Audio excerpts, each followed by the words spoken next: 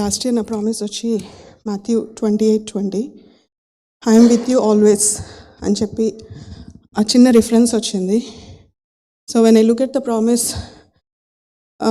కొంచెం అంటే దేవా నువ్వు తోడుగా నాకు ఉంటావు కదా, మళ్ళీ నువ్వు నాకు ఇది గుర్తు చేస్తున్నావు అన్నట్టు ఒక చిన్న ఇది వచ్చింది అనమాట. సో నా ఫోన్లో వాల్పేపర్లో every time I change my promise so that I keep looking at it daily. So every day when I look it I'm with you always అని చెప్పి అది గుర్తు చేస్తూ ఉన్నాడు దేవుడు. So as the days goes by, పిల్లల చదువు వచ్చేసరికి last year Nathan parent teacher కాన్ఫరెన్స్కి వెళ్ళినప్పుడు ఒక పెద్ద లిస్ట్ ఇచ్చారనమాట వాళ్ళ teachers. So many complaints about his grades, about his talking in the class, what ever it is. So Vinod వెళ్ళినప్పుడు వీఆర్ రియల్లీ డిసప్పాయింటెడ్. ఏంటి దేవా ఇన్ని కంప్లైంట్స్ హై స్కూల్లో గ్రేడ్కి అన్నప్పుడు, అంటే God is reminding me of this promise, I'm with you, I will help you అన్నప్పుడు this year I was really afraid. వాడు 11th గ్రేడ్కి వెళ్తున్నాడు. ఈసారి పేరెంట్ టీచర్ కాన్ఫరెన్స్ షెడ్యూల్ చేసినప్పుడు కూడా ఐ వాస్ లిటిల్ స్కేర్డ్. వాడు చెప్తానే ఉన్నాడు, అమ్మ నో నీడ్ అంటా ఉన్నాడు కానీ, but no I have to అన్నట్టు we scheduled it. So by God's grace every teacher praised him. Last ఇయర్కి అంటే there is so much difference. God is helping him.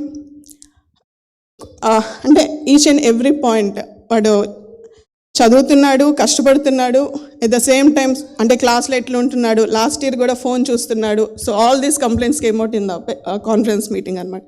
But this year by God's grace God is with him and God is helping him.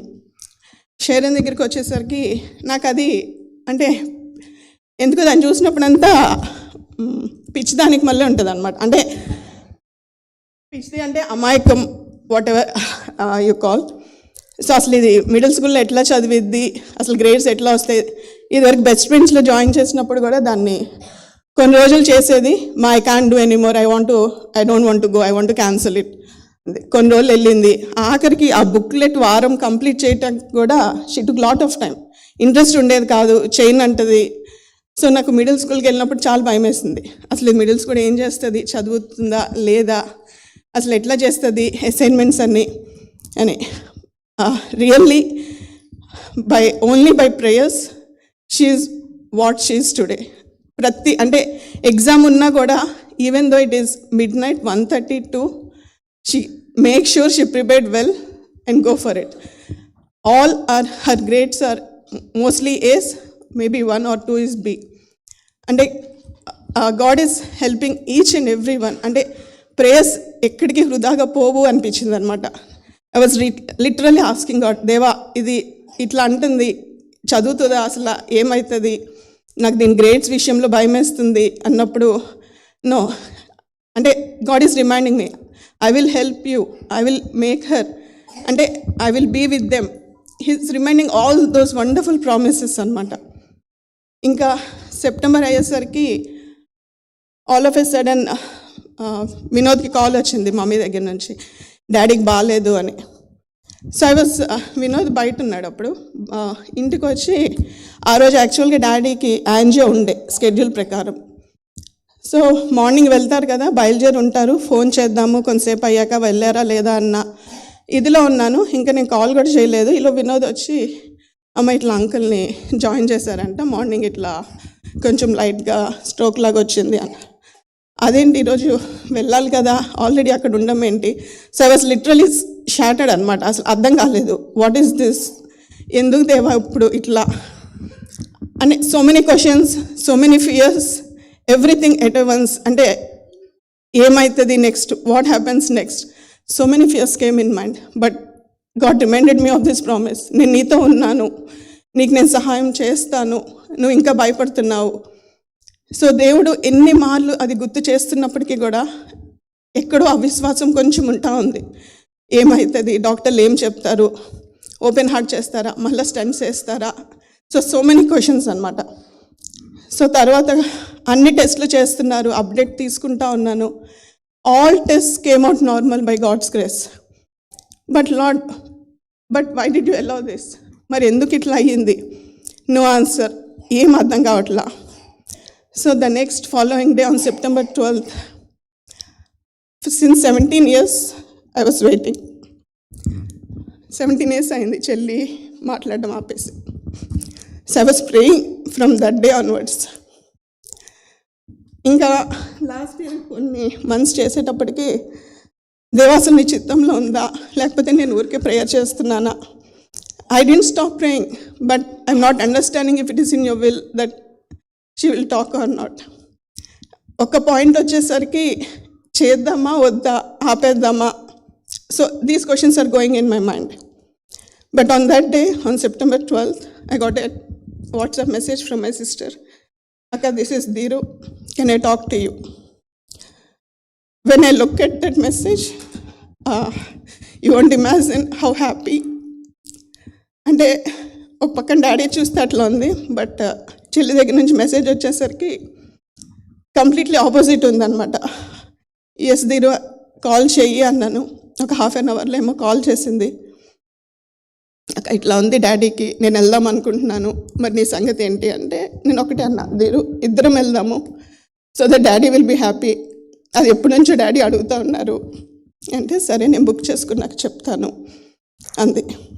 సరే అది చేసుకుంది. అది చేసుకున్న వారం తర్వాత నేను బుక్ చేసుకున్నాను.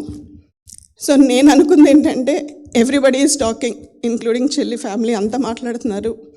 So everything is settled. Those are my thoughts. So నాకు ఇక్కడ నుంచి వెళ్ళేటప్పుడు కూడా ఎందుకో చిన్న భయం ఉంది. వెళ్తున్నాను, కానీ ఎప్పుడో ఇండియా వెళ్ళినప్పుడు అంటే నేను అంత భయపడలేదు. పిల్లల హెల్త్ ఇట్లా ఏమన్నా కొంచెం భయం ఉండేదేమో, కానీ ఎందుకో ఈసారి చాలా భయం వేసింది. ఆ భయం ఎందుకో అర్థం కాలేదు.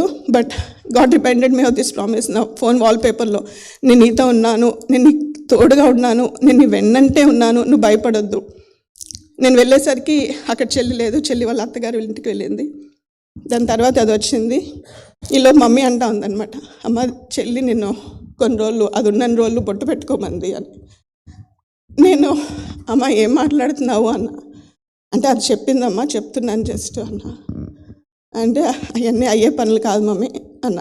ఇంకా అంతే, దానికి మించి నేనేం మాట్లాడలేదు. తర్వాత చెల్లి వస్తుంటే ఎయిర్పోర్ట్కి వెళ్ళాం, నేను పెద్దమ్మ. చూసింది, మాట్లాడింది, బాగానే ఉంది, ఎట్లా ఉన్నారు పిల్లలు అన్నీ కనుక్కుంటా ఉందన్నమాట. ఇంకా తర్వాత అంతా పెట్టుకోవచ్చు కదా కొన్ని రోజులు నేను ఉండంగా. దీరు అట్లా కుదరదు, కొన్ని రోజులు పెట్టుకొని మానేయడం కాదు అన్న. సరే ఇంకా అది కూడా ఇంకా వదిలేసిన తర్వాత ఇంటికి వచ్చాక అది అడిగింది, అక్క ఇదివరకు అన్ని పూజలు చేసేదానివి కదా, నిన్ను ఎవరైనా ఫోర్స్ చేసి మార్చారా, ఎందుకు మారావు? నేను నా పిల్లల్ని క్రిస్టియన్ స్కూల్లో జాయిన్ చేయడానికి కూడా నేను భయపడుతున్నాను, ఎక్కడది మారిపోతుందని ఇలాగని అని అంది. నాకు అది విన్న వెంటనే ఇట్లా కూడా అనుకుంటున్నారా అంటే, మనం నిజమైన దేవుడి గురించి చెప్పినా సరే మారిపోతున్నాం అనుకుంటున్నారు. నేను దానికి ఆన్సర్ చేయటానికి అది ఎట్లా అంటే వాదించుకున్నట్టు ఉంటుంది, అది పెరుగుతుందే తప్పితే అది పోయేది కాదు అని నేను ఒకటే ప్రేయర్ చేసుకున్నాను. దేవా నేను మాట్లాడలేకపోతున్నా, I don't know what to talk, what to answer, you please talk, I don't know how you will settle this అంటే, God reminded me, I'm going to fight for you, నువ్వేం మాట్లాడొద్దు, I will make everything smooth. నాకు అక్కడ అది అడుగుతుంటే నాకు కళ్ళంటే నీళ్ళు తిరుగుతుంది అనమాట. నేను ఇప్పుడు అక్కడ ఏడ్చాను అంటే డాడీకి బాధపడతారు, మమ్మీ బాధపడుతుంది. So I don't want to show of their. So I was just praying, lord I'm not able to handle this అన్నప్పుడు నిజంగా ఒక నెక్స్ట్ 3-4 మినిట్స్కి, సరే అక్క నేను బాధ పెట్టను, నువ్వు ఎట్లున్నావు అట్లాగే ఉండు, I just want to stop this, రెగ్యులర్గా మాట్లాడుకుందాము అంటే నిజంగా దేవుడు నాతో ఉండి ఒక చిన్న ప్రేయర్. నేను అక్కడ కూర్చుని మార్నింగ్ నిజం చెప్పాలంటే నేను ఇండియాలో ఉన్న రోజులు బైబిల్ కూడా చదవాలా, క్వైట్ టైం కూడా, I just prayed it in my heart. దేవా నాకు నువ్వు హెల్ప్ చేయి. ఒక రోజు అయిపోయింది, ఇంకో రోజు, ఇన్ని డేస్ నుంచి ఇట్లా అంటే every second every minute he is there with me, he led me. ఎక్కడ కూడా అంటే నేను ఏమైనా తప్పు చేస్తానా, దేవుడికి అవమానం తెస్తానా అన్న ఒక చిన్న భయం నాలో ఉందన్నమాట. అంటే ఒకవేళ మమ్మీ డాడీ వాళ్ళు ఏమైనా అనుకుంటారేమో, బాధపడతారేమో, చేసేస్తే పోతుంది, దేవుడికి నా సంగతి తెలియదా అన్న ఆ ఒక్క థాట్ కూడా వచ్చింది. కానీ ఎక్కడో భయం వేసింది. No, I don't want, I just want to stand on my own thing. నిలబడాలి అనుకున్నాను. But really it is only through God's help I was there. I can అంటే అటు పూజలు చేయడమైనా కానీ, బొట్టు పెట్టుకోవడమైనా కానీ, గుడికి వెళ్ళడమైనా కానీ, nothing. God has help me to stand boldly for him. I really thank the lord. I know church was praying here every day. I thank all for all your prayers, and I thank Lord for keeping his promise towards me. Praise the Lord.